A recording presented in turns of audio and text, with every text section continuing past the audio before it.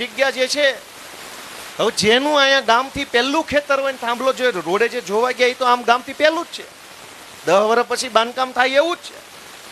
80/80 ની જગ્યામાં કોઈ બાંધકામ નહીં થાય, એ જમીન પડતર રહેશે અને આજીવન હવે એ જમીન તમારા કામની ન રહી તો એ 80/80 નો ટુકડો વત્તા લાઈન હાલી એ કોરિડોર આપણો આખો આજીવન ફેલ ગયો પેઢીઓ સુધી, એના પૈસા કોણ દેશે? અને પહેલો મુદ્દો એ છે કે આ જે વળતર ચૂકવવાની વાત છે એ વળતર છે શેનું? જમીનનું, થાંભલો ઉભો કર્યો એનું, ઝાડવાનું, ખેતીનું, શેનું? કોઈ નથી ખબર આખી સરકારમાં કે વળતરની જે વાત છે 300 કે 900 છે શેનું? કોઈકને પૂછો ભાઈ 900 મળ્યું પણ શેનું? જમીનનું કે ઝાડવાનું કે વાવેતરનું કે ભાડું કે હું? અવડી આખી સરકાર હાલે છે, કોઈને ખબર જ નથી કે શેનું વળતર હાલે છે. અને વળતર શેનું તમે મને એમ કહો. મેં સરકારમાં રજૂઆત કરી છે કે વળતર શેનું? ધારો કે મોબાઈલનો ટાવર આપણી અગાસી પર ₹1 આપે છે, દર મહિને આપે છે, તો થાંભલો દર મહિને કેમ નું આપે? એક વખત 10 લાખ નથી જોતા, 20 લાખ નથી જોતા, 50 લાખ એક વખત શું કામ? તમે અમારા ખેતરમાં થાંભલો નાખ્યો, એમાંથી કમાવાના છે. અને થાંભલો તમે ક્યાં જમીન વેચાતી ઉત્પાદન કરીને લઈ લો ભાઈ, કે તમે અત્યારે આવે સરકારના નિયમ જે કરવું એ કરજો. જમીન વેચાતી નથી લીધી, એનો અર્થ એ થયો કે આપણી જમીન ઉપર થાંભલો છે તો એનું એક વખત વળતર ન હોય, દર મહિને વળતર હોવું જોઈએ ભાડાના સ્વરૂપમાં. મોબાઈલ વાળો હોય કેમ દર મહિને દેશ? મોબાઈલ નો થાંભલો હોય તો દર મહિને, લાઈટ નો હોય તો એક વખત. તો લાઈટ ના મોબાઈલ ના થાંભલામાં ફરક હું? બે છે તો લોઢાના થાંભલા.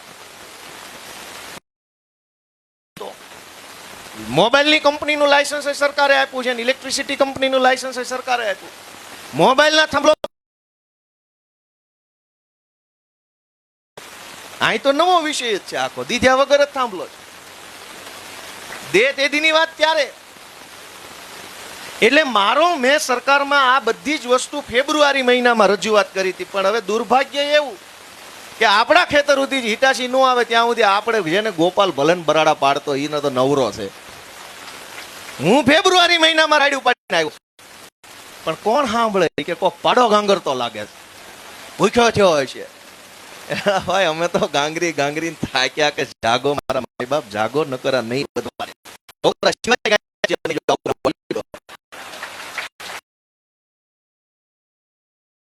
કઈ છોકરા જ વચ્ચે પૂછવાનું તમારે બે, બીજું શું વધે જો આમ નામ રહેતો? સરકારો એ વખતે થોડી પ્રોપર આમ નામ હાલે તો શું વધે? ફેબ્રુઆરી મહિનામાં આ વાત વિધાનસભા દણદણાવીને કીધી કે ભાઈ કાયદો બનાવો. હવે તમે હજુ એક વસ્તુ સમજો, સરકાર એમ કહે છે કે એક દેશ એક કાયદો, 1 નેશન 1 ઇલેક્શન, 1 નેશન 1 રૂલ. સરકાર એવું કહે જ છે ને. અને હમણાં 1 નેશન 1 ઇલેક્શન ની કમિટીની મીટિંગ હતી, એમાં હું નિશુદાન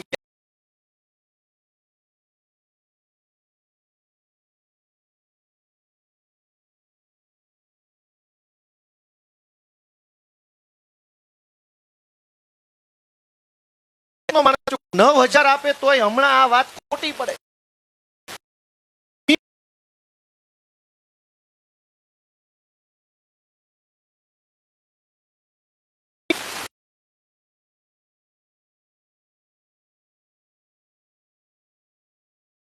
બાંધીએ કે તમારા મારું ઘર બાજુમાં હોય તો તમારી અગાસી ઉપર હું આમ છાપરું બાંધી શકું?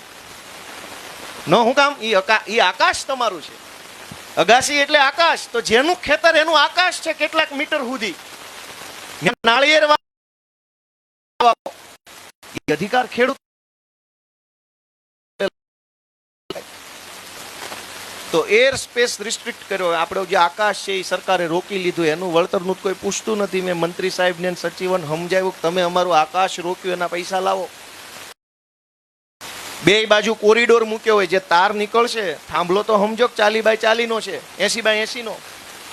એ 80 પછી પાછા બીજા 10 મીટર સુધી કોરિડોર હશે બે બાજુ, એટલે 90 કે 100 મીટર નો ગાળો હશે. આખો હળ એની માલિકી ગણશે. તમને એક વખત 10 લાખ આપે કે 20 લાખ આપે કે 30 લાખ આપે, પ્રશ્ન ઈ છે જ નહીં. 80 નો થાંભલો એટલે 80 ના તો ઉપર હેઠે તાર હશે, 10-10 મીટર બીજી મેન્ટેનન્સ માટેની જગ્યા રાખે હવામાં ખાલી એમ જ. 100 મીટર જગ્યાનો હળંગ પટ્ટો છે એને એ પોતાની ગણી લેશે. અને અત્યારે ખાલી થાંભલા નાખવા છે એટલે સીધા હાલ.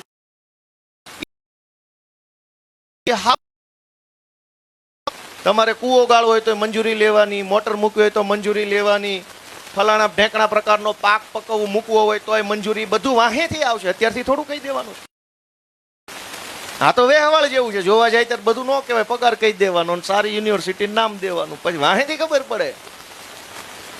અત્યારે તમે વાત સમજજો મારા વડીલો, કદાચ એટલે આંદોલન આવ્યું છે કાલી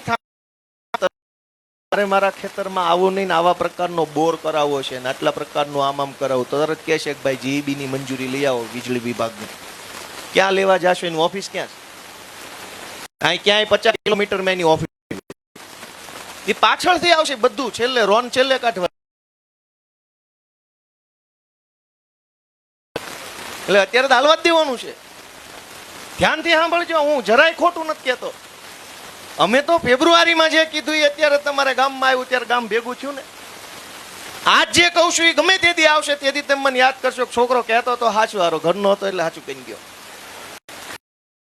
દરેક વસ્તુમાં આપણને એમ કે પરમિશન લઈ આવો, પરમિશન લઈ આવો. શેની અને પરમિશન મળ્યા પછી આપણે જમીન ભૂલી, બાકી સહેજે નવું કરવું હશે તરત મંજૂરી માંગશે. તમે એમ કહો કે મારે તાર ફેન્સિંગ કરવી, તો કે મંજૂરી નહીં, આપણને હરખે જીવવા દે.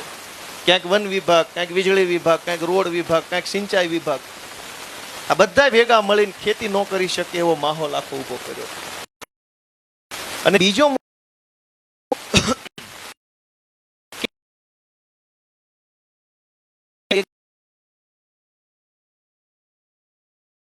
બધે એક હરખો જ લાગુ પડે.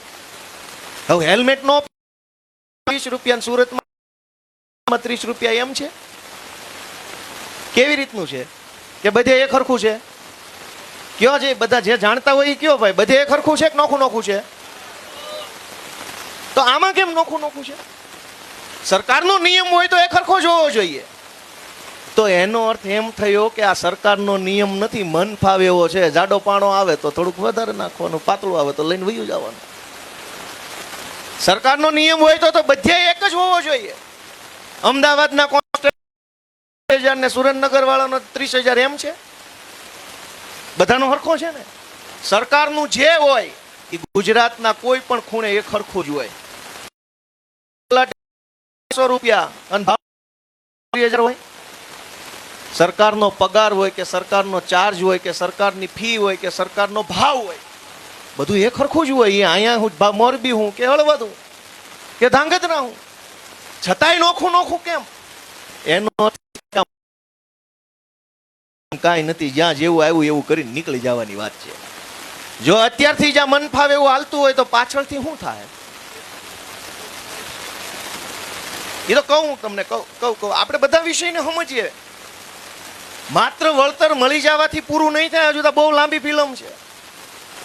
50 લાખ રૂપિયા મળશે તોય વાહે હેરાનગતિ ધરાય ઊભી છે. હું ઈ કહેવા માંગુ છું. એટલે વળતર તો લેવાનું જ પૂરેપૂરું, પણ બીજા 10 પ્રશ્નો જે પાછળ ઊભા છે એનો જવાબ કોની પાસે લેવા જવાનો ઈ પણ આપણે સમજવાનું છે.